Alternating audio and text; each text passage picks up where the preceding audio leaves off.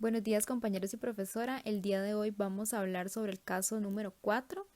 Trata sobre los anestésicos locales. El grupo está conformado por Samantha Aguilar, Daniela Dávila, Hilary González, Mike Sandoval y Fraser Tenorio. El caso que le corresponde a mi grupo dice lo siguiente. Una mujer de 23 años que estaba embarazada de término ingresó en la sala de obstetricia en la primera etapa del parto. Se propuso un bloqueo de epidural de acción prolongada para la analgesia. Se pregunta lo siguiente, ¿cuál es el principal riesgo asociado con la administración de bupivacaína y cómo podría evitarse? Antes de iniciar se hará un pequeño resumen sobre los anestésicos locales. ¿Qué son los anestésicos locales? Bueno, la anestesia local se refiere a la pérdida de sensibilidad en una región limitada del cuerpo. Esto se logra mediante el bloqueo de las aferencias neuronales al inhibir la propagación o generación de impulsos nerviosos. Esto ocasiona otros cambios fisiológicos como parálisis muscular y supresión de los reflejos somáticos o viscerales. La mayoría de los agentes anestésicos locales consisten en un grupo lipófilo conectado por una cadena intermedia a través de un éster o amida a un grupo ionizable. Además, son bases débiles y están disponibles clínicamente como sales para aumentar su solubilidad y estabilidad. En esta imagen se observan las fórmulas estructurales de algunos anestésicos locales. En esta diapositiva podemos observar más detalladamente las fórmulas estructurales de algunos anestésicos locales. Casi todos los anestésicos de este tipo consisten en una fracción hidrófoba, que se observa en la imagen en negro, una región de enlace, que sería color naranja, y una amina sustituida, que sería el color rojo. La procaína es el anestésico local prototipo de tipo éster. Los ésteres, en términos generales, son hidrolizados del todo por esterasas plasmáticas y contribuyen a la duración relativa breve de acción de los fármacos de esta categoría. La lidocaína es el anestésico local prototípico de tipo amínico. Esto por mencionar algunos. Hoy en día, los agentes más utilizados son la lidocaína, tetracaína y la bupivacaína, que es el fármaco del que vamos a estudiar el día de hoy. ¿Qué es la bupivacaína? La bupivacaína es un anestésico local que pertenece al grupo de tipo amida. Este tiene un efecto de inicio de 3 a 7 minutos y una duración del efecto de 90 minutos a 6 horas. Este se prefiere para procedimientos prolongados. Su tendencia a proporcionar un bloqueo más sensorial que motor ha convertido a la bupivacaína en un medicamento popular para proveer analgesia prolongada durante el trabajo de parto o en el periodo postoperatorio.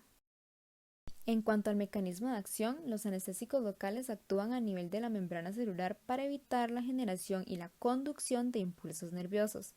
El mecanismo de acción de este tipo de fármacos entraña su interacción con uno o más sitios específicos de unión dentro del conducto de sodio. Los anestésicos locales bloquean la conducción al disminuir o impedir el gran incremento transitorio de la permeabilidad de las membranas excitables al sodio, que normalmente es producido por despolarización de la membrana. Dicha acción de los anestésicos de este tipo depende de la interacción directa de conductos de sodio activados por voltaje.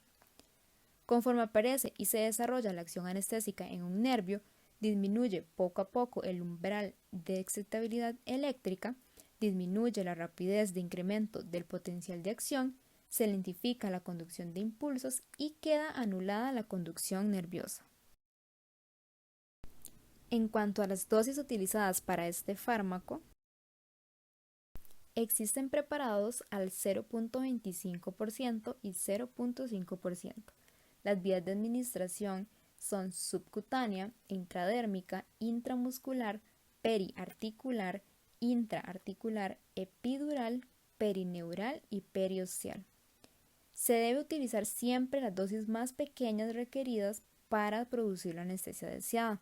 Además, se debe ajustar dosis individualmente según edad y peso, técnica empleada y particularidades de cada caso.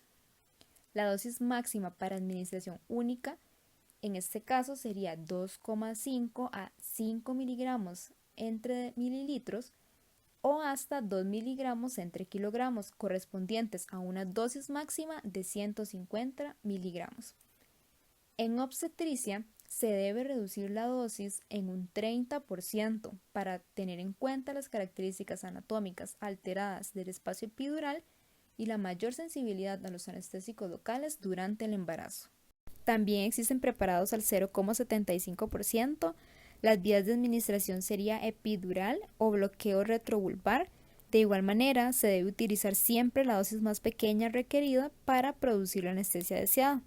También ajustar las dosis individualmente según edad, peso, técnica empleada y particularidades de cada caso.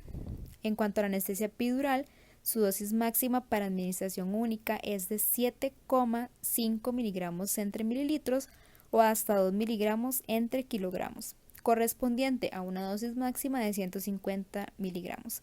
Los debilitados, la dosis debe ser menor de 2 miligramos entre kilogramos. En cuanto al bloqueo retrovulvar, debe ser entre 15 y 30 miligramos. También hay preparados hiperbáricos al 0,5%.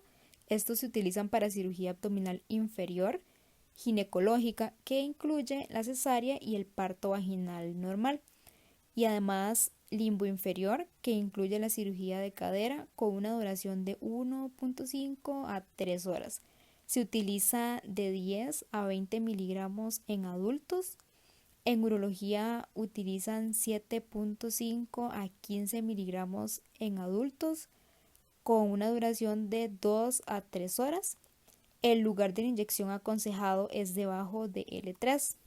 En niños de 1 a 12 años y hasta 25 kilogramos se va a utilizar 2 miligramos entre kilogramos.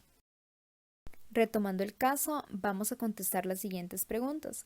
¿Cuál es el principal riesgo asociado con la administración de bupivacaína y cómo podría evitarse?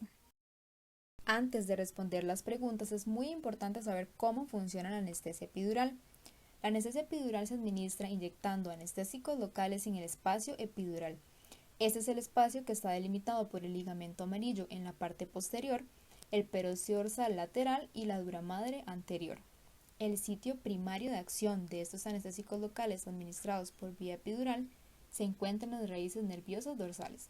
Sin embargo, los anestésicos locales administrados por vía epidural también pueden actuar sobre la médula espinal y los nervios paravertebrales.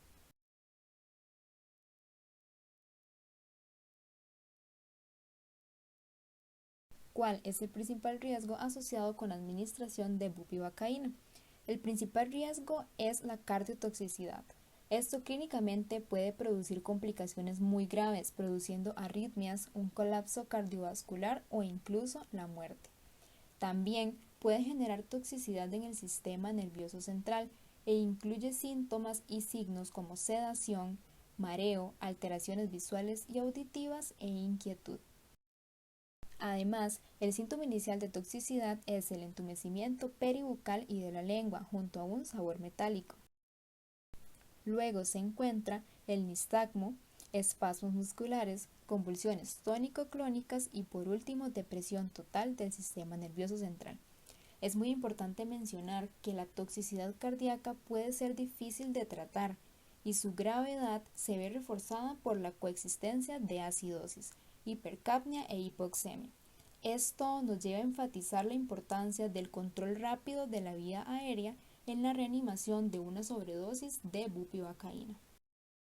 Por esta razón y en base a la preocupación por la cardiotoxicidad, a menudo se evita la bupivacaína para las técnicas que demandan grandes volúmenes de anestésico concentrado, como los bloqueos epidurales o de nervios periféricos realizados para la anestesia quirúrgica. Ahora vamos a contestar la siguiente pregunta. ¿Cómo se pueden evitar estos riesgos? Debido a la cardiotoxicidad realizada en pacientes embarazadas, una solución al 0,75 de bupivacaína no está aprobada para uso obstétrico. ¿Cuánto se debe utilizar en las pacientes embarazadas? En este caso, siempre se debe utilizar las concentraciones más bajas, es decir, 0,25, 0,125 o 0,0625% de bupivacaína, a menudo con 2 microgramos entre mililitros de fentanilo agregado. Esto es lo que se usa frecuentemente para proporcionar analgesia durante el parto y así evitar la cardiotoxicidad. En caso de que se presente la cardiotoxicidad, ¿cómo se neutralizan estos efectos? Se ha propuesto el uso de una infusión intravenosa de lípidos. Con aplicación de dicha infusión se ha logrado evidenciar que funciona sobre cualquier fármaco liposoluble que tenga toxicidad cardíaca y sobre el sistema nervioso central. ¿Cómo funciona esto? Los anestésicos locales de larga duración son altamente lipofílicos. Al administrar una emulsión de lípidos, se crea una fase grasa en el plasma y el coeficiente de partición de bupivacaína se incrementa. El efecto benéfico de la emulsión de lípidos después de un paro cardíaco inducido por anestésicos locales es mejor para bupivacaína cuando se compara con otros anestésicos como ropivacaína y mepivacaína. Cuando se marcó la bupivacaína con radioisopos, se observó que la emulsión de lípidos incrementa la remoción de bupivacaína del tejido miocárdico y acelera la recuperación de la sistolia. Como cada fármaco, existen contraindicaciones que son las siguientes. Este medicamento es contraindicado para pacientes con hipersensibilidad conocida a anestésicos locales de tipo amido, así como pacientes con disfunciones severas de la conducción del impulso cardíaco, insuficiencia cardíaca descompensada, shock cardiogénico e hipovolémico. Asimismo, no se recomienda utilizarlo en pacientes con enfermedad nerviosa degenerativa activa y en pacientes con defectos graves de coagulación. El anestésico local no debe ser inyectado en regiones infectadas, así como no debería usarse en niños. Específicamente en etapa de embarazo, como mencionamos en el caso anteriormente, durante las primeras etapas del mismo solo se debería ser administrada tras una estricta consideración de las indicaciones. La anestesia epidural está contraindicada durante el parto si se produce una hemorragia o es inminente, por ejemplo con implantación profunda o desprendimiento prematuro de la placenta.